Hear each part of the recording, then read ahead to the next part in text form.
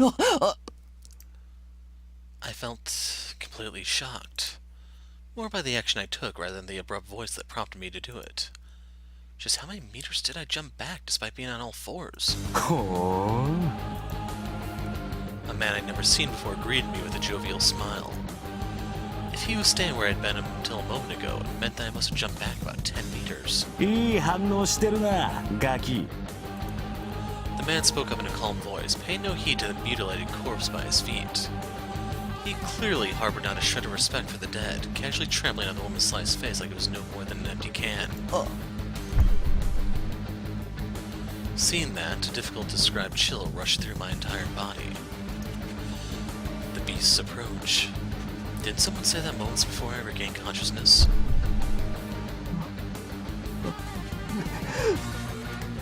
This was bad. Really bad. Nerve cells all throughout my body began to sound their equivalent of an emergency siren, blowing clean away all trivial bafflements that came with seeing a dead body, killing someone, or wondering what I was even doing here in the first place. Before me towered a colossal threat. It would have been simple to identify it as a beast of prey. No, a better way to describe it would be an otherworldly kind of pressure. The dread of some mysterious, inhuman abomination. Such an abruptly materialized source of pure wickedness evicted all potential thoughts from my mind.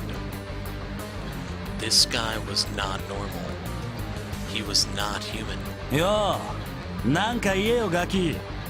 こっちは気使って猿用の言葉で話してやってるんだぜ。口聞けねえってわけでもねえだろうが。The man took a step towards me. The emergency alarm in my mind proceeded to kick it up a notch. It was a hunch similar to base instinct. It was telling me to run.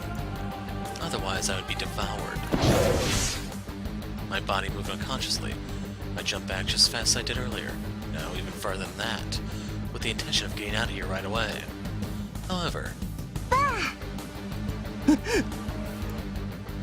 that attempt was blocked by a woman staying behind me. This was getting ridiculous. I poured all I had into fleeing this vicious sink or swim situation. Even if there were any obstacles, I had enough force to mow down pretty much anything in my path. So why?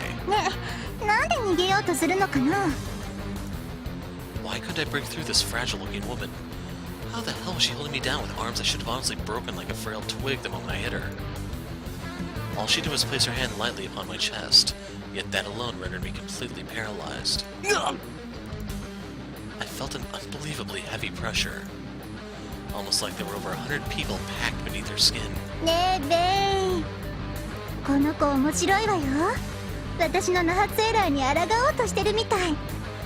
Unfortunately, I don't remember what Naxera translates to. It's night something, witch's night or something. Smirking, the pale man shifted his gaze to look at me, his scoff ridiculing my pointless attempt at trying to escape him. A hopelessly terrifying sense of sheer inhumanity, abnormality to the point of being laughable. These two were just like that.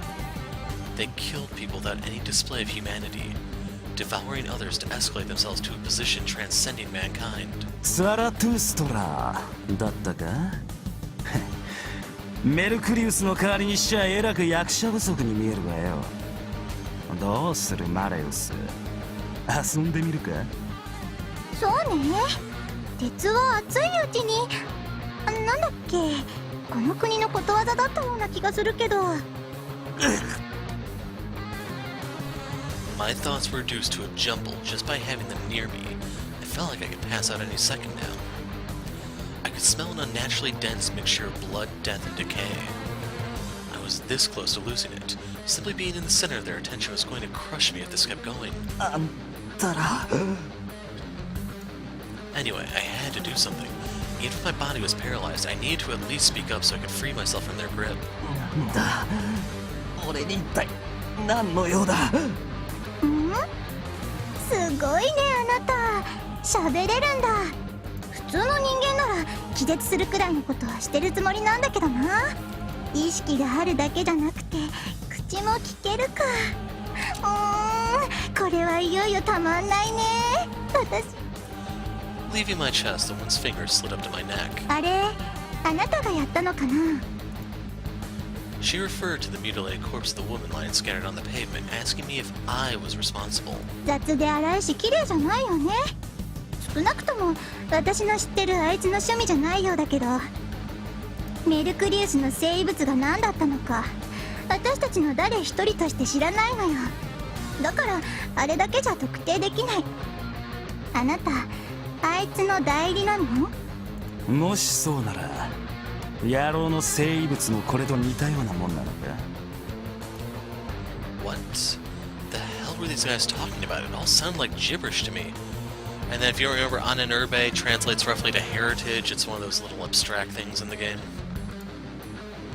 It's what they use to refer to their weapons, if you didn't know. And while we're at that topic, 知らない。 did I really kill someone here?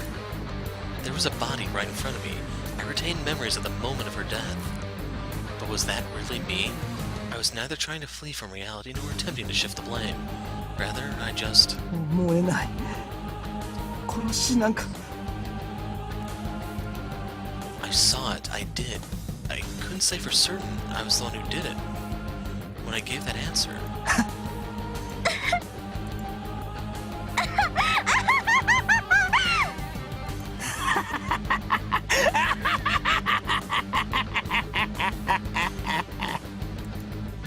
Maniacal laughter poured out of the two like water from a broken faucet, their sneers like a lump of malice. An aggregation of discord that threatened to drive one mad, to destroy one's sanity just by listening. Its sheer wretchedness made me sick. Theirs was no laugh of any ordinary human, that much I could attest to with certainty. そうかそうか、お前違うか。そうだよな。あ、そうだろうとも。面白い。 The man walked right up to me, his shoulders still trembling from laughter. His eyes betrayed no sense of laughter, though. I got goosebumps all over. めんどくせえな。体に効くかよ。 His simple kick to the stomach sent me flying like a piece of cardboard. What the hell? That seemingly light kick nearly killed me. It must have broken half my ribs. よそれでもう一度聞くんだけどよ。 He stomped on my left shoulder right as I attempted to sit up, causing my joints to break with a creaking sound. 生物は何だ。てめえはどこでメルクリウスのクソとつながってる。 My vision flickered from the pain. I couldn't even scream. By contrast, the man's voice remained endlessly frivolous. おいおい頼むぜ、サクサク行こうや。実際拷問は得意じゃねえんだ。俺が相手してるうちに剥がねえと、お前あっちのバカ女に本格的なの食らわされっつぁ。 ちょっと失礼ね。バカって何よ。いいわよ。じゃあ手伝ってあげないんだから。あなたもたまには繊細な仕事をしてみるのね。頭さえ残ってれば最悪なんとかなるんだしさ。だそうだぜ。 It broke. Or perhaps it was dislocated. I couldn't move my left arm from the shoulder down. I grabbed the man's ankle with my right hand out of pure reflex. I attempted pouring as much strength in my grip as possible, but he wasn't budging an inch. おい、触んじゃねえよ、気色悪い。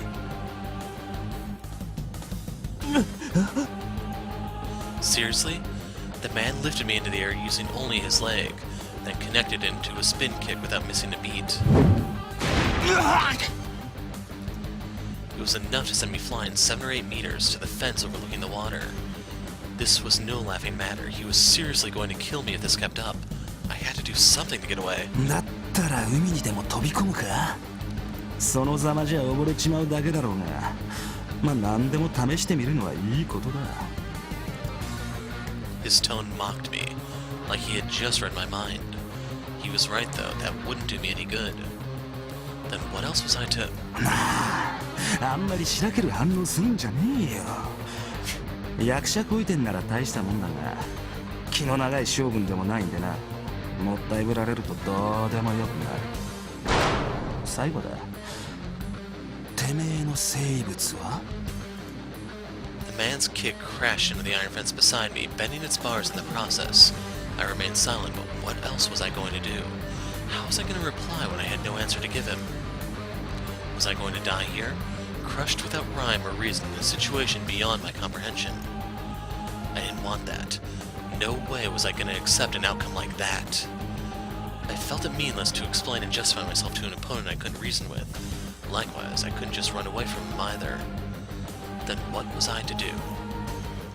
Words and running wouldn't do me any good. So what other methods would help me break through this deadlock of this irrational, unreasonable situation? Well... 残念だな、ガキ。時間切れだ。A color of boredom seeped into the man's tone as he threw a fierce punch my way, almost as if to say he was done playing torturer. His bloodlust was near palpable. I felt death approaching. I could instinctively tell that I would die the moment that fist crashed into me. I no longer had any other choice. I saw a body earlier. Maybe I was the one who killed her, or maybe I wasn't. Regardless of the truth, that horrific image had been permanently burned into my retina, refusing to leave. As such, I had but one thing on my mind, that I did not wish to end up that way. A selfish, greedy, and wretched attachment to life. That alone steeled my conviction, made it fiercer than anything else. Like hell I'd be killed. Like hell I'd be broken here. I had to move, dodge, struggle. If I wanted to live, if I wished to avoid death, I had but one thing to do. Because I was not supposed to die in a place like this, to begin with. Found it in yourself to act. In that case, allow me to give you some advice. Out of all the current fangs, that man, Bay, is among the fiercest. Struggle all you wish, but mortal skill alone shan't defeat him. Ooh.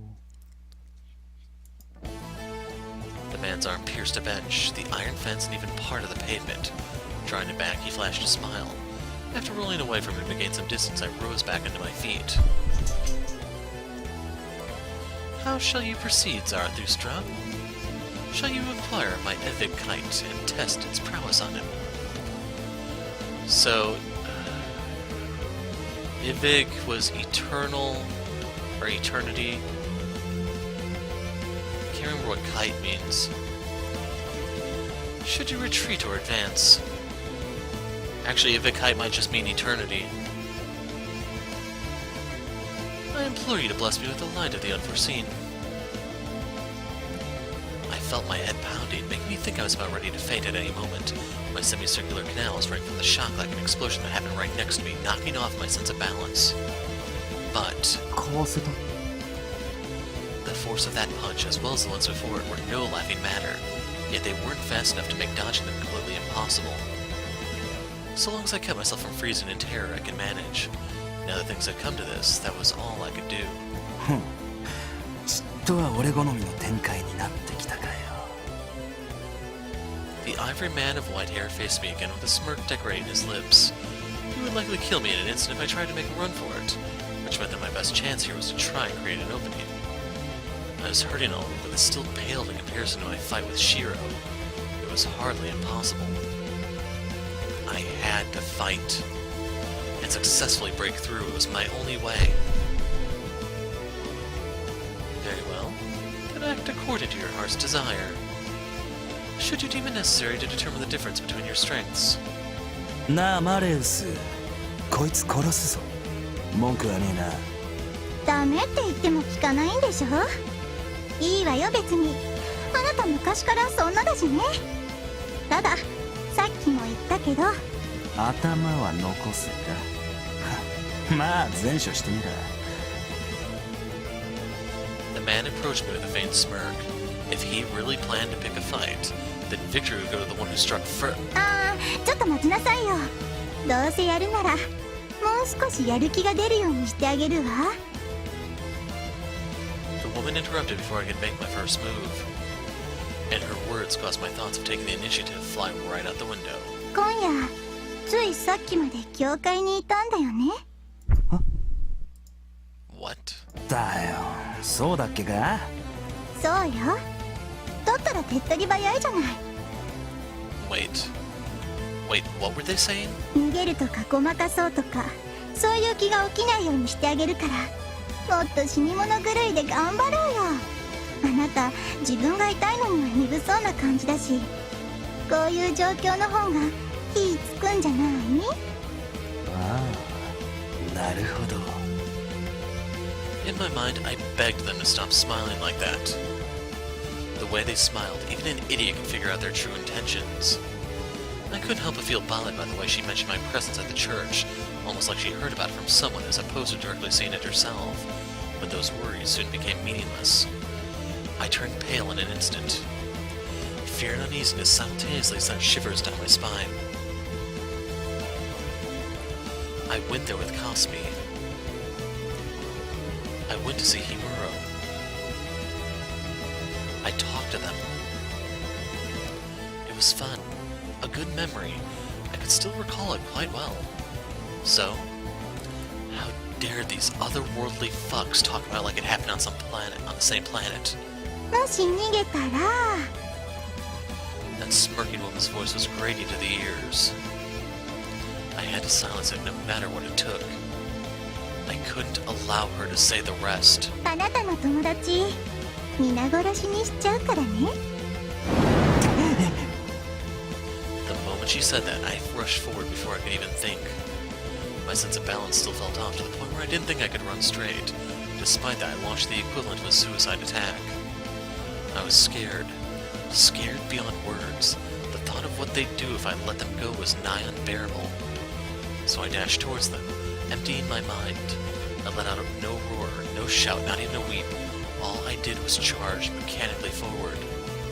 That was... まあ待てよ。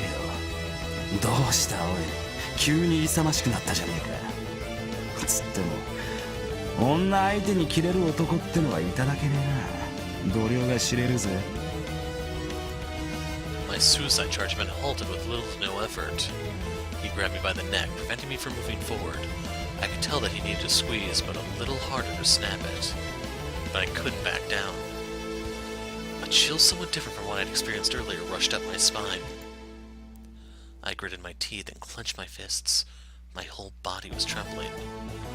This was rage. Fear of the horrible things these psychos would do if I didn't stop them here. 逃げ打とうって気がなくなったんなら、追加で俺からも葉っぱくれてやろうじゃねえか。もう質疑応答は終了だ。こっから先は口以外で語り合おうぜ。Power? 心配すんなよ、手加減してやる。武器は出さねえし、片手だけでやってやっから。お前は銃でもナイフでも念力でも呪いでも何でもいいから使ってみろや。お前が実際何者だろうと、今日は遊べるかどうかだしよ。今してたんだ、長いこと。待つってのはつれえよな。もうしけた祭りじゃ満足できねえ。だからよ、これ最後のチャンスだ。俺にここまで譲歩させてナエル落ち着けやがったらお前。 He drew me close to him, uttering the following like it was nothing. この街地図から消しちまうぞ。I felt dizziness taking its hold on me. My throat turned so raspy I had trouble properly breathing. I had no idea why all this was happening or why these insane bastards were here. But there was one thing I did know. This guy was serious. If I made a single mistake in how I acted here, he'd likely make good on his word. And he could probably pull it off too. He would thoroughly, undoubtedly, mercilessly, unsparingly, and heartlessly pulverize, reap, kill, and destroy every single thing here, laughing merrily all the while. The mundane everyday life I held so dear was being rapidly painted over by the unknown. I was sure of it. So, I had to fight. Huh? I was not interested in anything that fell outside the boundaries of the known.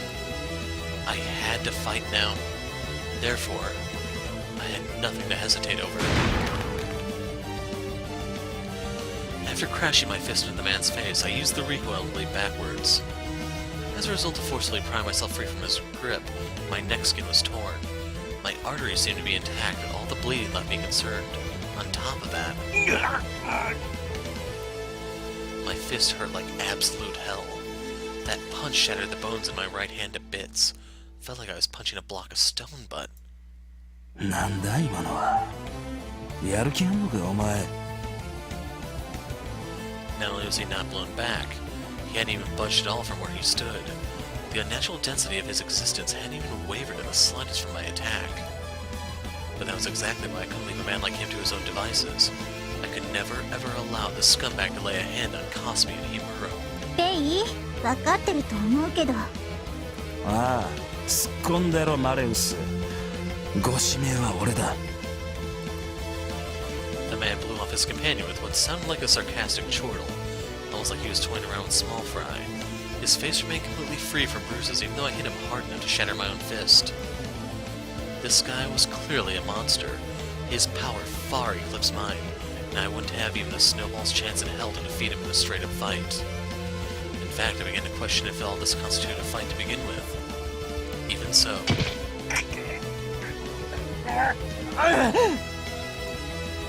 I put my dislocated left shoulder back in place and gave my shattered right fist a forceful twist to fix it. I then thrust a nearby piece of wood into my sleepy leg to wake it up. I wouldn't retreat. I had grown fond of the world around me, that included this entire city, the one with Kasumi, Himuro, Sister Lisa, Father Trifa, and all those guys at school whose names I didn't know. I'd do whatever it took to preserve it. I didn't need stuff I wasn't familiar with. I wanted nothing to do with the unforeseen and the unpredictable. Unlike Shiro, I hadn't the slightest interest in trying all the options. I didn't mind if my life ended up as a boring straight line, which meant that these freaks were in the way. How dare these scumbags invade my story? They needed to get the hell back to their own genre. In other words, a life ruled by foreknowledge, such as your... What was that? A thought resembling static jolted through my head for a moment, but I needed to keep it out of my mind. I had to focus on what was right in front of me. Luckily, the woman decided not to interfere.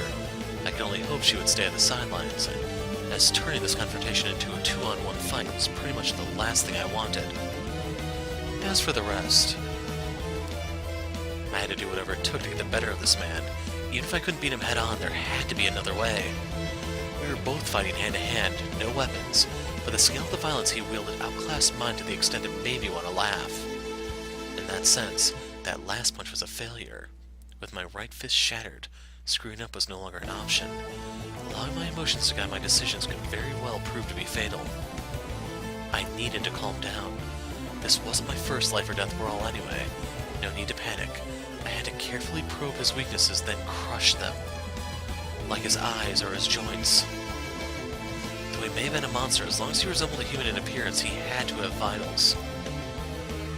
Even if worst came to worst and all my attempts failed, I still needed to keep Kasumi and Himuro safe. I needed to pull myself together. I had things I held dear to the point of fighting Shiro over them. What exactly did I expect to protect if I ended up being crushed by these assholes? 準備は済んだか? The ivory demon cracked his knuckles as he leveled his gaze with mine. His glare made me dizzy, but this wasn't the time to be intimidated. 清掃13騎士団黒煙卓第4位ビルヘルム・エーレンブルグ・カズイクル・ベイだ。名乗れよガキ。戦の作法も知らねえか？肉と知らないな。I didn't feel like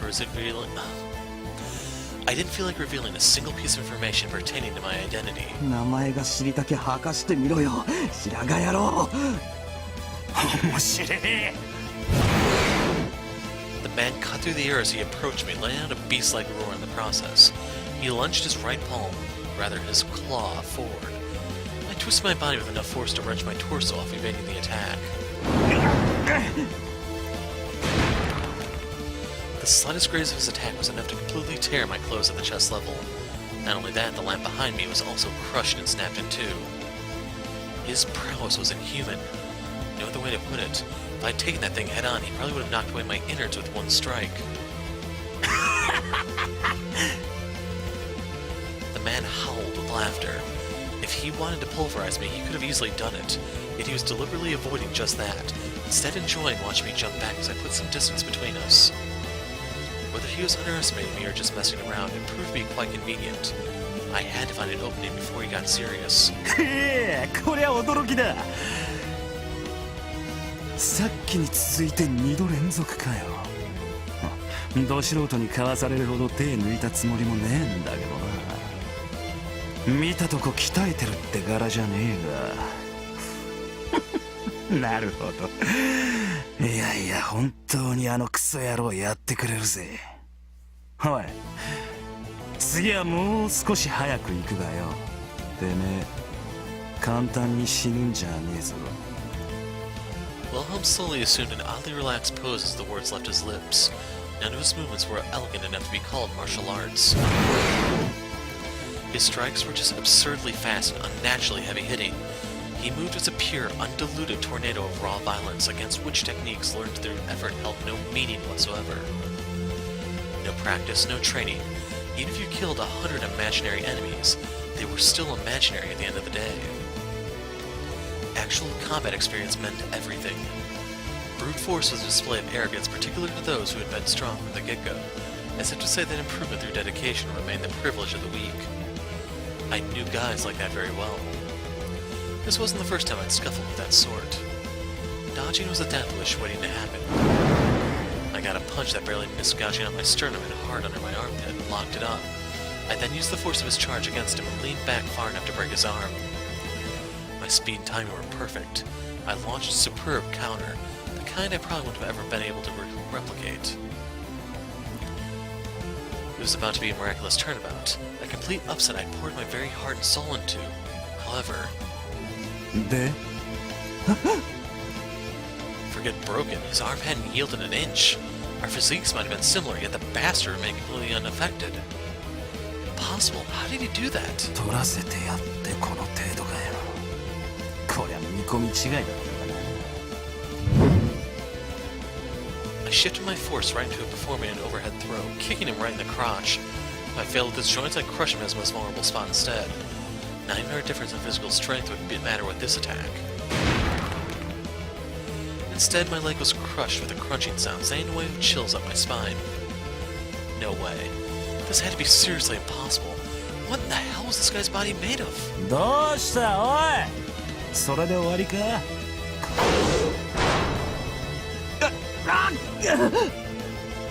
He then immediately followed up with an uppercut that felt like it was about to mow down my whole face. It was powerful enough to blow me away, but it didn't kill me. I felt intense nausea well enough from the impact, rattling my brain.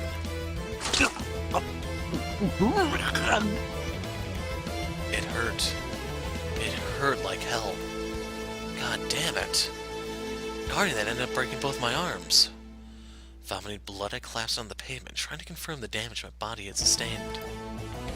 Both hands, one leg, and my broken ribs had injured my internal organs. Fucking great. It felt almost like a repeat of what happened 2 months ago. I'd just gotten out of the hospital only to get beaten half to death again. But all these similarities meant that I experienced these kind of injuries and pain before.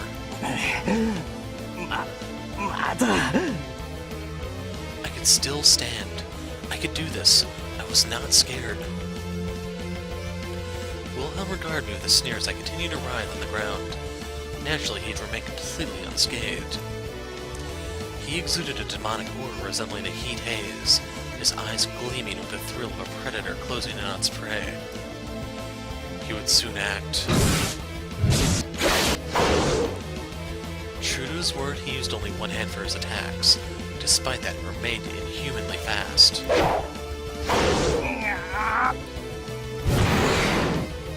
And each one of them held lethal power. Defense was not an option. His strikes were merciless whirlwinds of death that tore up my skin and sent my blood spraying out after a mere graze. I couldn't keep dodging them forever. His one-handed multi-angle attacks, a demonstration of his enormous superhuman power, seemed to ignore the very laws of physics. And they were gradually getting faster. They sped up with each one I dodged, seemingly testing my limits. I could no longer follow their trajectory with my eyes. As such, intuition remained the only thing I could rely on, the kind of instinct that manifested itself upon the precipice between life and death. But in the end, that too became weaker and weaker. Suddenly, Wilhelm's arms stretched to unbelievable lengths. It was several times faster than the fixed, accelerated tempo of punches he'd been going by until now. It was only by pure luck that I managed to avoid a direct hit. My broken right leg couldn't support its own weight, causing me to fall. As a result, I cheated death. Looked like Lady Luck hadn't forsaken me yet. However, the pain I felt when moving with my ribs broken was intense enough to threaten to knock me out. At this rate, they might end up puncturing my lungs in the process. The biggest problem I faced, however, was Wilhelm, smirking as he waited for me to stand up. I couldn't find a way to deal with him. That speed of his seemed like it was beginning to surpass the limits of human kinetic vision and reflexes. He was probably only just getting started too. At this rate, I could probably only hope for another one or two miraculous dodges. On top of that, none of my attacks had any effect on him. At the very least, I'd been made keenly aware that physical blows would do no good against him. Then, leaning against a nearby tree, I rose back to my feet. With my limbs broken, I need to secure a new weapon. I'd resolved myself. Wilhelm's bloodlust exploded. He must have predicted what I was about to do. Yeah, he intended to kill me. As such, I couldn't fight him unless I resolved to do the same.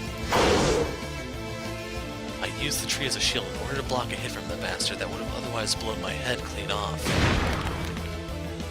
Taking the brunt of his blow, the tree splintered into several pieces with a crunch.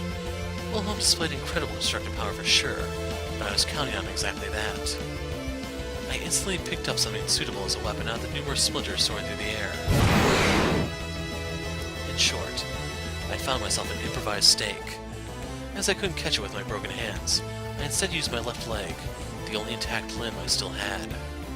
I performed a so-called wheel kick, lying on my heel with the stake to aim for Wilhelm's throat. I drove the stake down with a clear intent to kill. I didn't want to be a murderer, but I'd die otherwise. I had no choice. And so, my merciless and unrehearsed acrobatic stunt miraculously succeeded. And yet, all I heard was a mocking scoff. Wilhelm once again took my attack head-on without dodging it. Not only did the stake fail to pierce him, the tip had also been crushed to pieces. I couldn't believe my eyes. Seriously, what kind of body did this guy have? How could it not pierce him at the thinnest part of his... Shit, I had to dodge. My reckless dodge in this critical situation ended up resulting in further damage to my own body. That one might have torn my left Achilles tendon. Several pieces of the shattered stake were piercing through my heel. This had to be some kind of a sick joke.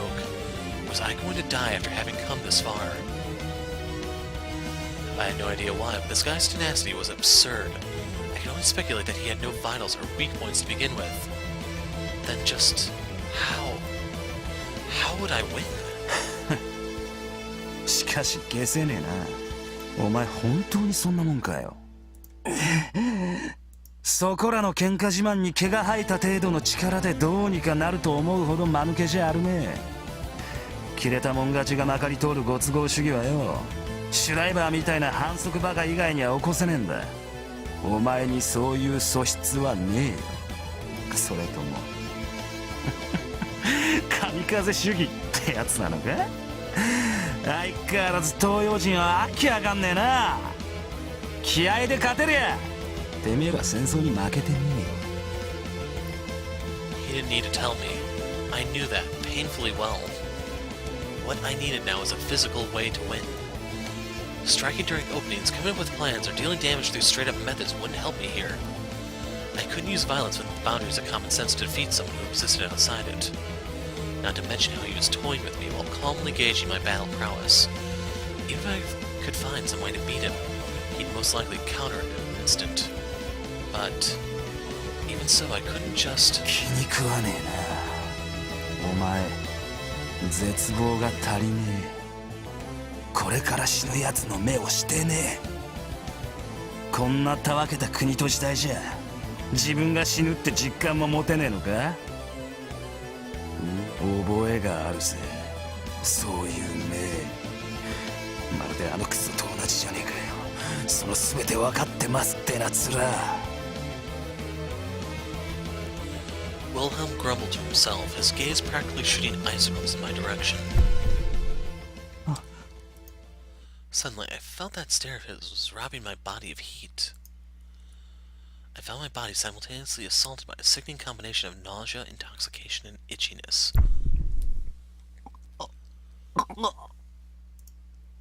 I could neither breathe nor blink. I couldn't even lift a finger. My strength had been drained, as if my life force was being siphoned out. In the blink of an eye, the blood pouring from my wounds began to evaporate. お前まさかな。I felt convinced that it wasn't my fate to die here today.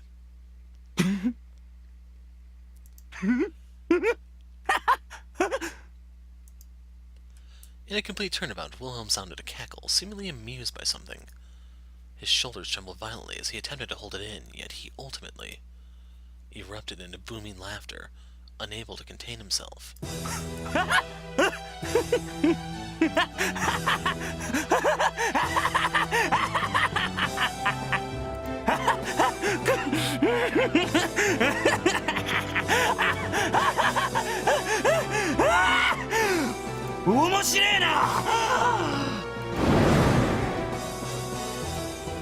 Not even the dark Wilhelm's sunglasses could hide the fact that his eyes glowed a bright hue of red. A demonic aura powerful enough to manifest as a physical force proceeded to beat down my whole body with the rage of a squall. Right now, my resolve was the only thing keeping my fleeting consciousness intact. Had I been mentally defenseless when I took that stare head on, it would have been enough to instantly kill me. 面白い面白い面白い面白すぎるぞこの虫けらレッドやら。てめえあのクソ気狂いバカの腐れるのを信じてんのか。笑わせるじゃねえか身の程知らずのカスがよ。いいないいぜお前。そろそろぜ食いてたまんね。串刺して引き裂いて引きむしって吊るして晒して吸ってやら。His cry was an eruption of undiluted, unmistakable ecstasy. The man before me found himself both overjoyed and enraged by something beyond my comprehension. 冗談じゃねえ許せねえ。俺が小僧一匹やれねえなんて舐めてくれるじゃねえか相変わらずよ。だったら試してやろうじゃねえか。ここでこのガキぶち殺せば俺はてめえより上ってことだよなメルクリアス。The surging waves of murderous impulse and evaporating blood dyed my vision red.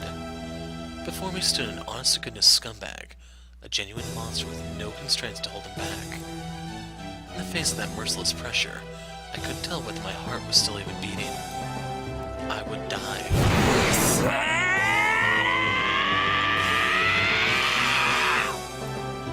His demonic arm of instant death came swift and sure. It appeared to move in slow motion, yet I could easily tell that a single hit from it would pulverize my skull. So, would I die here as just another victim? Seriously? Was I really going to die right here?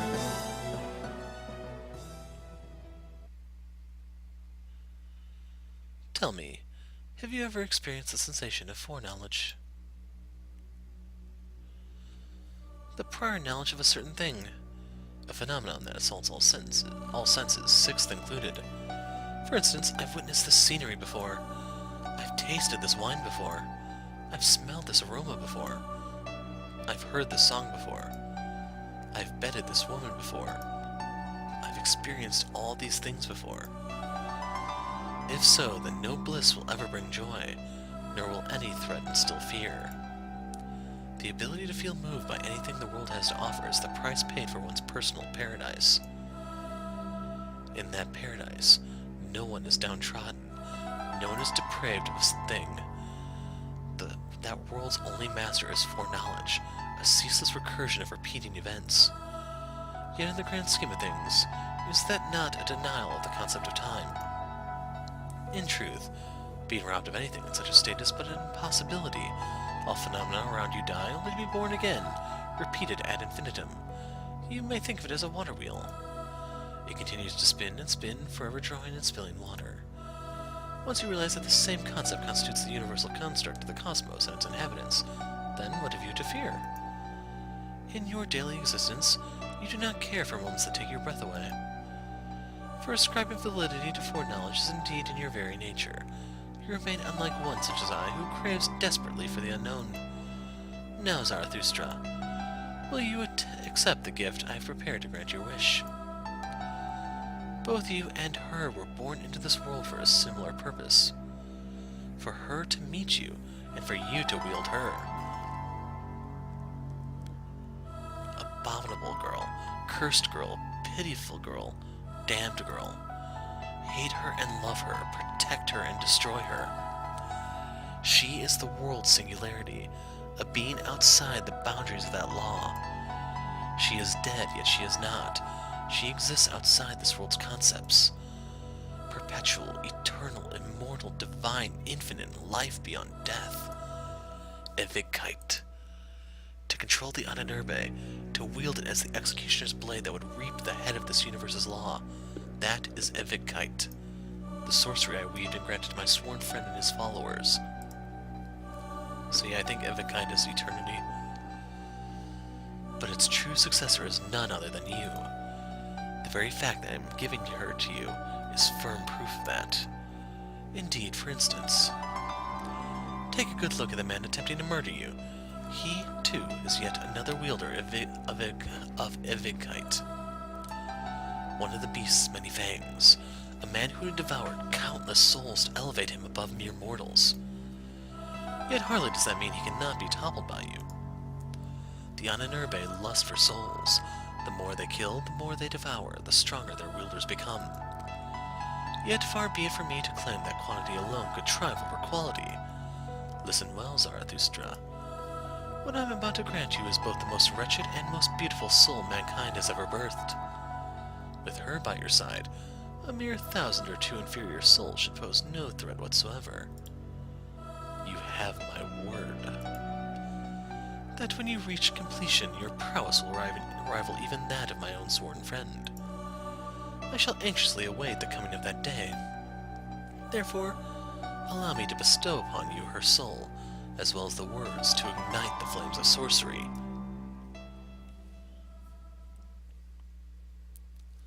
Halt, O time, for thou art fair. Within that hollow empty space, following a moment that felt like an eternity, where a single second had been extended to last 1,000,000, my peculiar conversation with the entity finally came to an end. Wilhelm's approaching fist of immediate death had barely moved from where I had last seen it. Could I dodge it, and then launch a counterattack too? If so, then how would I do it? Both my hands and feet had been broken to hell and back. Even if I did try headbutting him or biting him, I'd probably just end up hurting myself again. There was no point in trying conventional attacks. Simple punches or slashes wouldn't even put a dent in his armor. Then what had to be done? How would I fight him? With a skill that could break through souls, with an art that could devour them, with a blade that could put an end to eternal recurrence. I'd already known them. And so, time began to move once more. レイ、お前は何をしている? The first thing I perceived upon returning to my senses was an intelligent yet slightly irritated sounding voice. Wilhelm stopped right in front of me, his hand frozen in the shape of a bird of prey's claw. The dark-haired girl stood next to him, holding in place the very same hand that would have decimated my entire face with ease. 何のつもりだ、レオ。てめえはなぜ俺の楽しみを邪魔しやがる。まずこちらの問いに答えてほしいな、カズイクルベイ注意殿。お前は一体何をしている？何をしているかだと？見てわからねえか？試してるのさ。ここでくたばるようなボンクラなら用はねえ。なら彼は合格だろう。経緯はどうあれ生き延びた。先の問いにはお前の行動が生産杯芸家の意向を逸脱しているからだと答えよう。さらに言うならこの件は私に一任されている。こちらの指揮には従ってもらいたい。俺がお前の指揮官になる。芸家から聞いていないとは言わせないぞ。理解できなかったのならもう一度私から分かりやすく言ってやろうか。Wilhelm's right wrist made a creaking sound. His flesh, the same body I couldn't even inflict a scratch on, buckling under pressure from the girl's slender hand. I couldn't believe my eyes. 彼に関してお前に生殺与奪の権利などない。これ以上逆らうなら黒煙卓に対する範囲とみなすぞ。お前の名誉は忠誠ではないようだからな。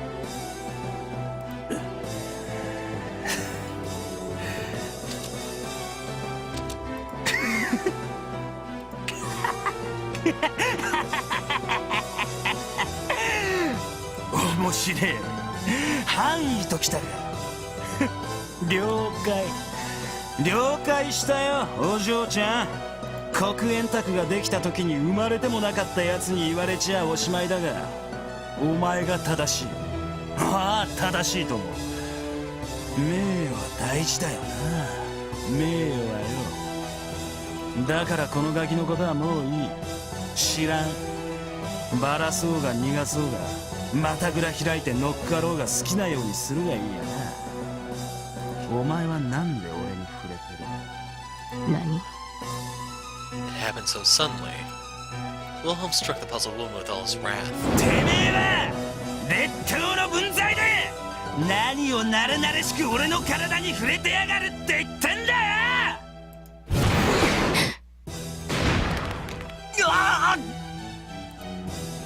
At the same time that landmine of a howl went off, the girl swept my legs and blew me away with a hit to the shoulder. The impact ravaged my internal organs, stirring up a new wave of nausea, but I was in no mood to complain. The reason was simple, because I would have died had she not done that.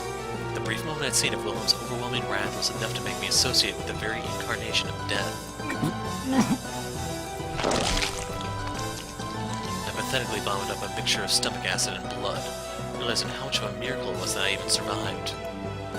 As for them, やってくれるな。死にたいのかベイ。そりゃこっちのセリフなんだよ。四半世紀も生きてねえチンケな猿が誰にタメ口聞いてやがる。 the tension in the air was nearing critical levels as the two exchanged glares. What in the world were these people? 殺す気だったのか？それはてめえが防ぐんだろうが。レオンちゃんよ、事実そうなってるじゃねえか。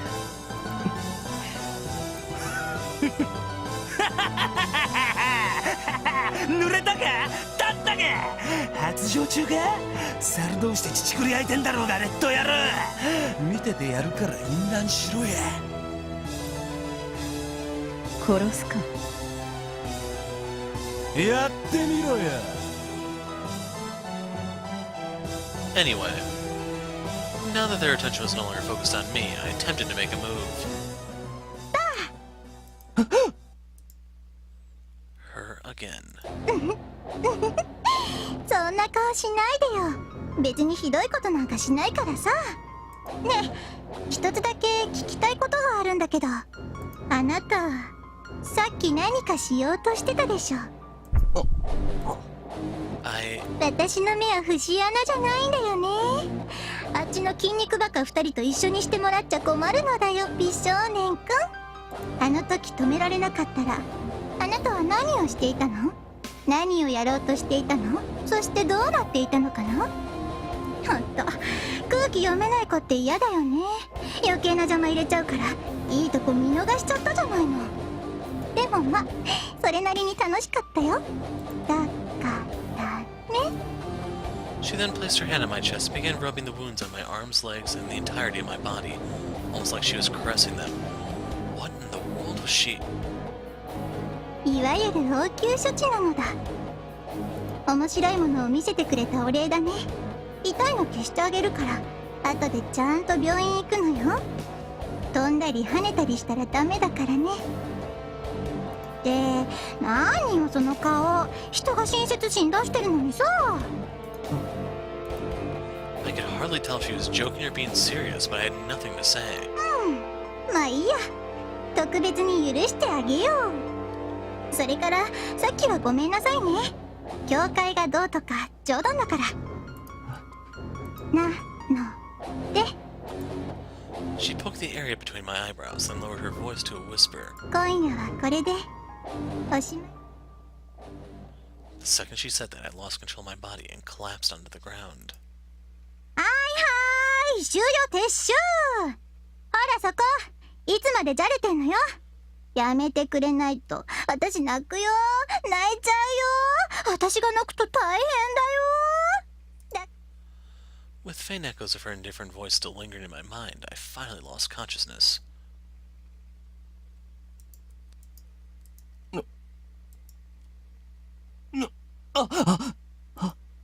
How long have I been out for?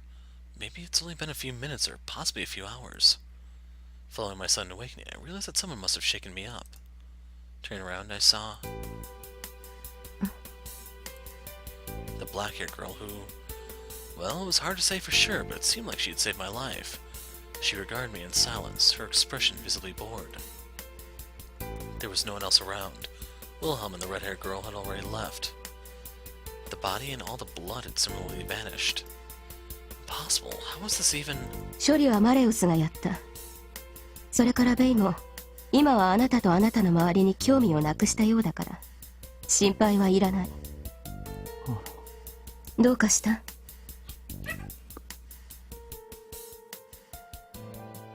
Initially confused by how exactly she had foreseen my question, I ultimately realized it couldn't have been particularly difficult. By cleanup, she was referring to the body, wasn't she? How'd they get rid of it without a single trick? No, wait, I actually didn't want to know. No doubt having guessed my thoughts from my expression, the girl let out a sigh. 理解に至ったようなら帰りなさい。忘れろと言っても無理でしょ。忘れてもらっても困るけど、今日のところはもうあなたに用はない。せいぜい交通事故にでも気をつけることね。体は平気？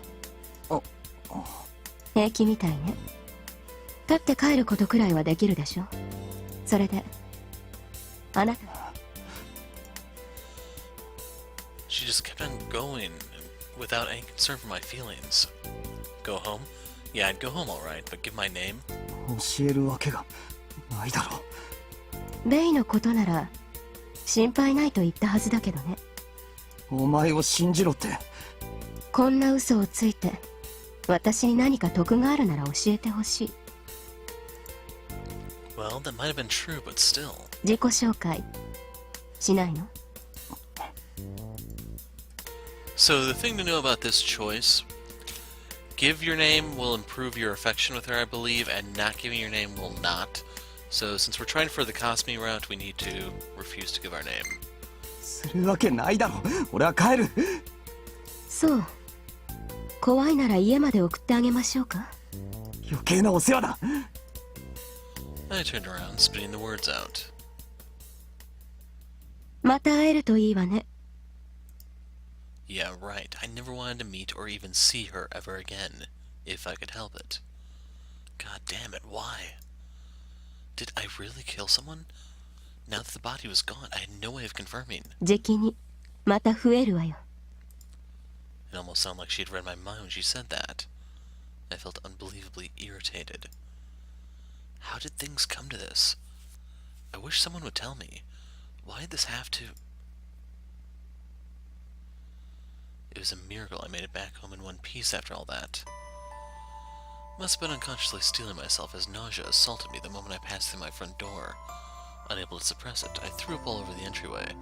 Even after vomiting this much, the spasms in my stomach refused to settle down.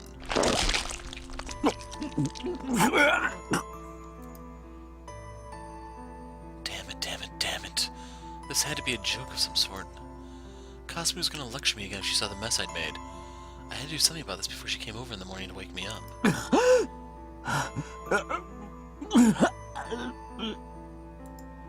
I held back my endlessly welling nausea as I cleaned up my own vomit. Halfway through, unable to hold it in any longer, I threw up in the sink, but... Kasumi. She was probably sleeping like a log right about now. Of course, I kept internally apologizing to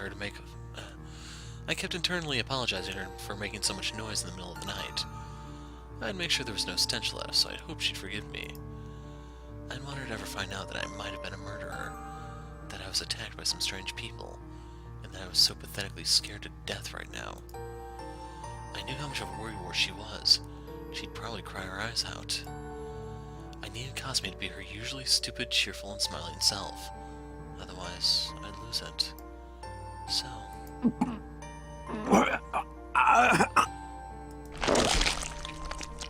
I knew I was breaking my promise by keeping secrets from her, but I hoped she'd forgive me. I'd apologize to her eventually, probably sooner than later. With the urge to vomit up my stomach acid gone, I wiped my mouth with my cuff. Oddly enough, there were no spurts of blood or bloodstains to be found. My wounds really had healed. She called it first aid treatment, but why did it completely heal me?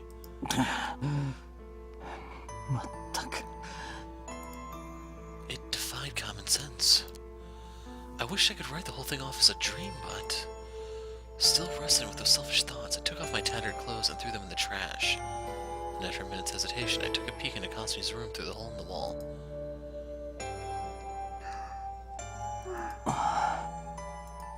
Thank God. My consciousness began to fade out as I felt relief welling up inside me.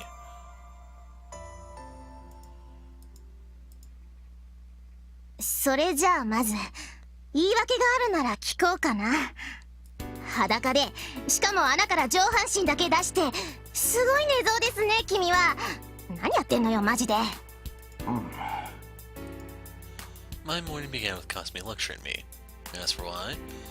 Well, it was just like she had said. I couldn't really blame her for being exasperated. もしかして予売？違う。じゃあなんで裸？暑かったんだよ。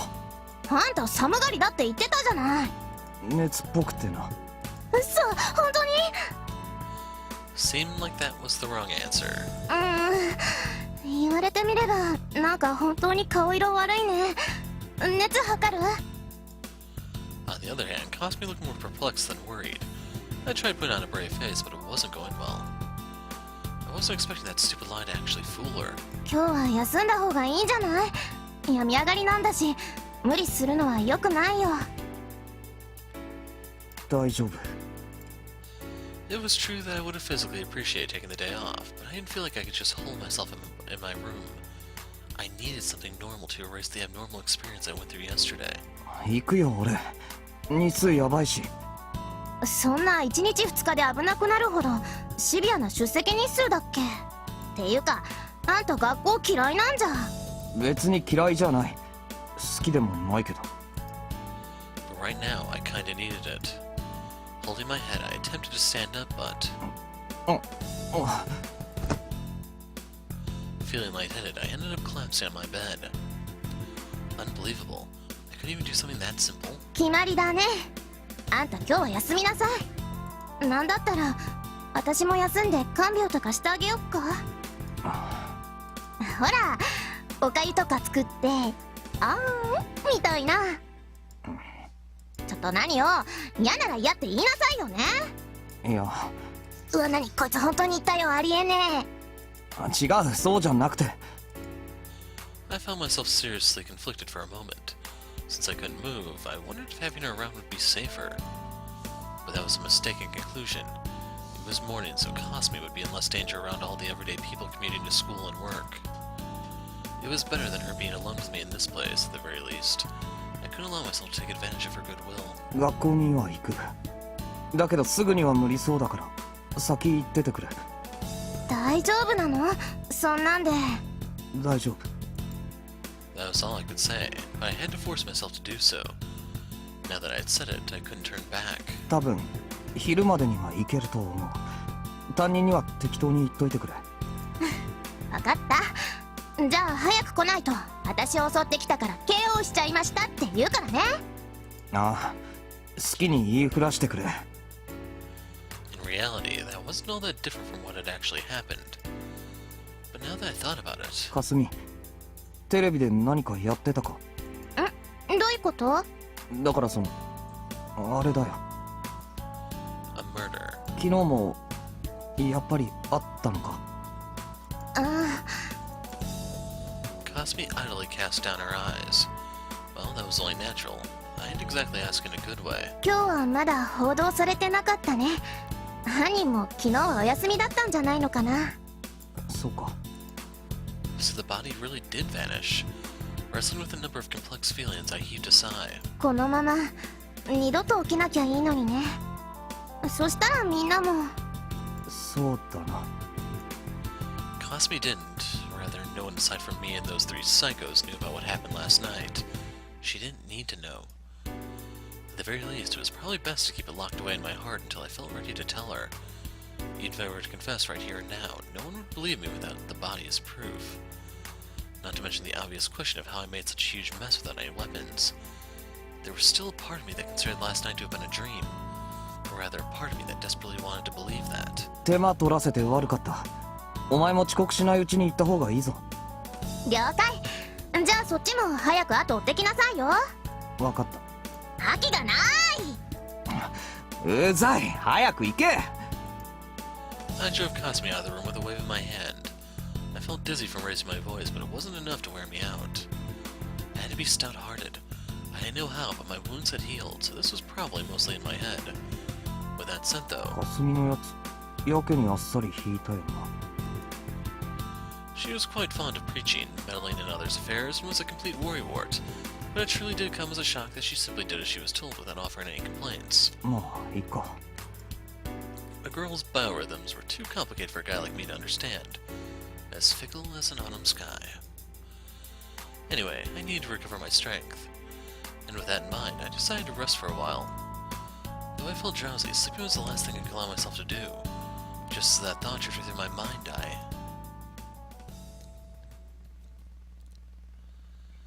And so I ended up staying still for about 4 hours. My condition was a far cry from what could be called a full recovery, but the nauseous feeling in my chest had settled down. I had a headache from the lack of sleep, and I kept ignoring it. If I left for school now, I could probably make it before lunch break, although I couldn't even remember what classes I was supposed to have in the afternoon. Enduring my dizziness, I changed into my uniform and went outside. It was cold. Goosebumps began to cover my entire body, but not due to the temperature. The scenery I should have considered familiar felt terribly off for some reason. Those freaks still lurked somewhere within the city. That thought alone made me see my normal route to school in a completely different light. I can barely speak. My fear towards those mysterious unknown beings began to cast an ominous filter over my world. In any case, I needed to hurry on over to school.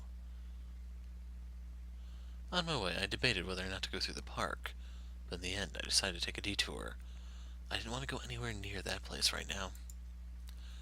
I walked with a faster pace than usual, but as my condition forced me to take a few breathers along the way, fourth period had already ended by the time I arrived at school. Though maybe this was just the right time to arrive fashionably late. With the school bell still chiming in the background, I spotted a familiar face come out through the gates. Himuro. Seeing her safe filled me with relief. Still, I wonder what she was doing here. After a few moments, Himuro took notice of me as well. こんにちは。今頃来たの、藤井君。She wore the same old poker face as always. Was she going home? ピンポン。私帰るところ。残念だけど、入れ違いだね。Looks like my thoughts were written all over my face. 先輩、体調でも崩しましたか？それは君の方じゃないの。顔、真っ白。Really? I couldn't exactly tell. I wouldn't be surprised if it turned out to be true. とっても美人。やつれた方とか、色っぽい。怒りんぼだね。すぐそんな顔する。余計なお世話ってやつですよ。My tone was a bit harsh, but I saw no reason to be formal with her after all this time. Anyway, it felt only natural for me to have rather offbeat conversations with her. More importantly, she was going home on her own in the middle of the day on a weekday, with barely anyone out on the streets. 先輩、今帰るのはちょっと。私は帰るよ。誰が何と言っても帰るよ。神様、まだ何か？ It's so hard to tell when she's done speaking. いえ。 Following a moment of hesitation, I ultimately caved in. She wasn't connecting to me the same way Kasumi was, so I figured it'd be best to keep the distance between us that way. For someone with so few friends, that felt like a painful choice, but... じゃあ俺は行くんで。先輩もなんでサボるのか知らないけど。さよなら。She gave a light nod, to which I replied with a curt wave before letting her pass by me. I felt genuinely relieved as I proceeded to cross through the gate. Almost everyone here was my age, and the place was basically off-limits to outsiders. Even though I was only on close terms with a select few here, this place still remained relatively free from foreign contamination. This was without a doubt a symbol of my day-to-day life, as well as a place I would literally call my fortress right about now. Man, who would have thought I'd be thinking of school like that one day? 藤井君、 Potentially due to how lost I was in my own thoughts, hearing my name spoken out loud surprised me, as I reflexively turned around. 気をつけてね。は？ Careful? Of what? Himuro paid no heed to my confusion, turned around and left. Nothing else to add. Almost like she was in a hurry to get out of here as soon as possible. Unable to untangle the web of incomprehensible feelings taking hold of me, I simply stood there for a while, staring blankly into space instead of going after Himuro.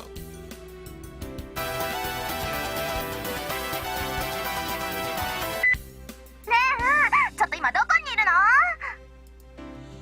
I might have stood there forever had Kasumi not picked that moment to call me on my phone. 聞いてる？もしかしてまだ家にいるわけ？いや、校門のとこだけど。そうなの？あ、ちょっと待って。あ、いたいた。はーい、やっほー、こっち見ろ。 I turned around and saw Kasumi laying out a window on the third floor waving to me. As embarrassing as always. 気分どう？良くなった？良くなったんならさっさとこっちに上がってきなさい。驚くよ。すでにお前の大声で十分驚いてるんだけど。I could hear her loud and clear already. There was really no need to use the phone. Sighing, I held my phone away from my ear to escape the auditory nightmare. Well, I had no idea what happened, but she seemed to be as cheery as always. I wish she'd pass some of that energy on to me. すぐ行く。だからもうわめくなよ。了解。 And she didn't listen. Man, she really was loud. I entered the school, smiling bitterly to myself. However, I found myself suddenly assaulted by an intense sense of discomfort. No, oppression. Like the school itself had been thrown into the depths of the ocean, or the belly of a colossal beast. The air froze over and cracked. A grotesque, difficult-to-describe presence gradually encroached out of those cracks, like blood oozing from a fresh wound. No. It seemed more like everything in this place had changed from the way it was yesterday. Only barely, but enough to be felt with terrifying clarity. I remembered the swelling up sense of nausea. It felt just like the one from yesterday. That mixture of blood, death, and decay. An odor thick enough to make one faint. The stench of murder. The two of them looked down on me just like they did last night. My vision warped from the black lighting. Despite it being new, the rays of the sun seemed to wear the crimson hue of blood, at least to my eyes. Two girls towered over me in that light, wearing uniforms I'd been all too familiar with, yet their presence felt dreadfully out of place, like a colossal abnormality in the midst of the mundane. They looked graceful and sweet as flowers, yet they were, in truth, carnivorous plants in disguise, their thorns seemingly poison. There they stood, in a world disconnected enough from reality to make me firmly believe that. はじめまして、藤井蓮くん。私はルサルカ・シュベーゲリン。こっちの怖い顔は桜井圭。素敵なところね、このシューレ。気に入ったわ。The red-haired girl Rosalka uttered her introduction with a mocking smile, decorating her cherubic face. Did that get-up mean she was a transfer student? In other words, the surprise Kasumi mentioned was... ご名答。私たち同じクラスよ。あなたとかすみと。だからね、仲良くしましょう。 Zarathustra. Her last comment came not from her lips, but echoed directly in my head. The resulting headache felt so violent I found myself nearly falling down the staircase. The school is no longer my fortress, no longer my safe haven. Foreign substances had mixed into my day-to-day life. I could feel dread spreading throughout my body. The worlds I once knew had crumbled to ashes with a thunderous roar. I couldn't escape this. そうね、楽しくやりましょう。あなたが賢明ならいいけれど。 One voice rang with playfulness, another with piercing severity. Locked in those two stares, I felt a hopeless sense of xenophobia, a fear towards the unknown filling my chest. This day, hour, and minute marked the beginning of my day-to-day life's gradual collapse, and I was powerless to stop it.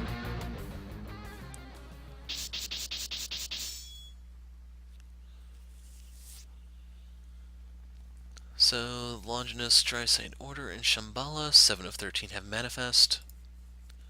0 of 8 swastikas have awakened.